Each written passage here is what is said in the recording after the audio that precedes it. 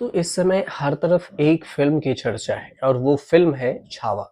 छावा के साथ संभाजी के साथ जो क्रूर व्यवहार किया, उसमें औरंगज़ेब की सबसे ज़्यादा चर्चा है। जब भी दुनिया में और दुनिया के सबसे क्रूर शासकों की बात होती है, तो फिर अक्सर औरंगज़ेब, चंगेज़ खान या हिटलर का नाम लिया जाता है।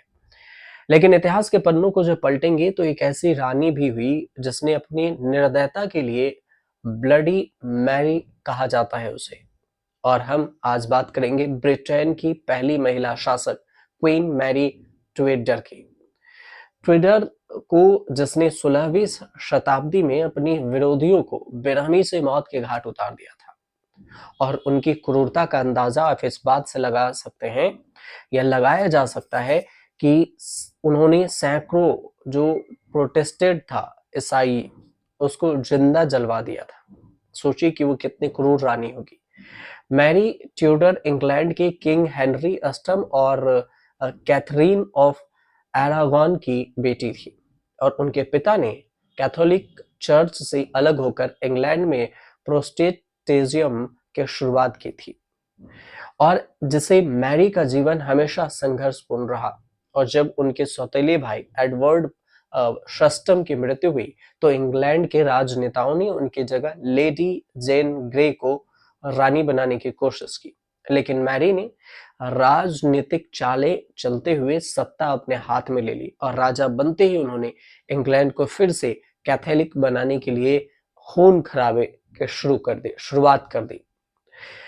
अब 1553 की बात है। इंग्लैंड की गद्दी संभालते ही मैरी ट्यूडर ने प्रोटेस्टेंट धर्म के खिलाफ मोर्चा खोल दिया और उन्होंने चर्च के विरोधियों को पकड़ पकड़ कर जिंदा जलवाने लगी और फांसी देने का आदेश भी दिया। उन्होंने शासनकाल में 300 प्रोटेस्टेंट नेताओं को सार्वजनिक रूप से आग में झोंक दिया गया था और इस धार्मिक आतंक के कारण ही उन्हें ब्लडी मैरी भी कहा जाता है। इसके अलावा देखिए तो रानी मैरी ने अपनी सत्ता को मजबूत करने के लिए स्पेन के राजा फिलिप द्वितीय से शादी की, लेकिन यह शादी न तो सफल रही और न ही उन्हें कोई उत्तराधिकारी मिला।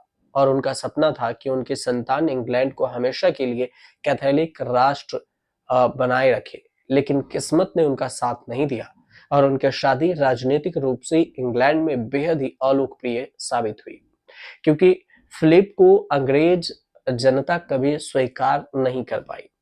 और मैरी ने न केवल प्रोटेस्टेंट नेताओं को बल्कि अपने विरोधियों को भी कठोर सजा दी। मशहूर स्कॉटिश सुधारक हैं जॉन नॉक्स उनके खिलाफ थे, लेकिन वह समय रहते इंग्लैंड से भागकर जिनेवा पहुंच गए। वहीं से उन्होंने रानी के खिलाफ लिखना जारी किया और उनकी क्रूरता का अंदाजा आप इस बात से लगा सकते हैं कि जो भी उनके आदेशों के खिलाफ जाता उसे या तो जिंदा जला दिया जाता था या फिर सूली पर लटका दिया जाता था। रानी मैरी ट्यूडर का शासनकाल सिर्फ 5 साल का चला, लेकिन इस दौरान उन्होंने जो दहशत फैलाई वह हमेशा इतिहास में दर्ज रहेगी। 1558 की बीमारी के कारण उनकी मौत हो गई। उसके बाद उनके सौतेली बहन एलिजाबेथ प्रथम ने सत्ता संभाली। एलिजाबेथ ने आते ही उनके सारे आदेश पलट दिए और इंग्लैंड को फिर से प्रोटेस्टेंट देश बना दिया।